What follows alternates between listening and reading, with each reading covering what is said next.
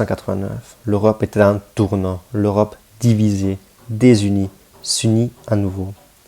Même si certaines parties de l'Europe ont commencé à s'unir début 1957, l'Union européenne a atteint un nouveau point décisif en 2004.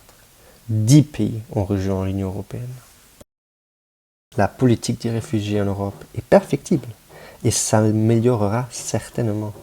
Beaucoup ne voient que les pays qui paient, trouvent injuste que les pays les plus riches paient plus, mais reçoivent, contrairement aux pays plus pauvres, moins. Ce que beaucoup oublient, c'est le marché intérieur. Ce sont les pays les plus riches qui en profitent le plus. L'euro est considéré comme une des monnaies les plus fortes, la 5e même. Mais, comme toutes les monnaies, il est soumis à des fluctuations inévitables. Il ne faut jamais oublier non plus que la paix règne depuis 70 ans entre les pays de l'Union européenne, ce que, autrefois, était considéré comme inimaginable. En 2012, l'Union européenne a même reçu le prix Nobel de la paix. Personnellement, je suis convaincu par l'Union européenne. Mais j'ai aussi, comme tout le monde, des propositions d'amélioration.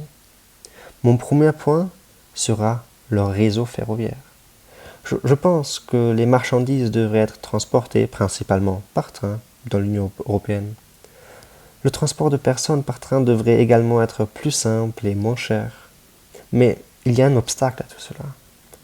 Ce sera mon deuxième point. Le réseau électrique de l'Union européenne doit être développé, rendu résistant aux crises. L'énergie doit également être produite à partir de ressources renouvelables. Il faut toutefois trouver une solution transitoire.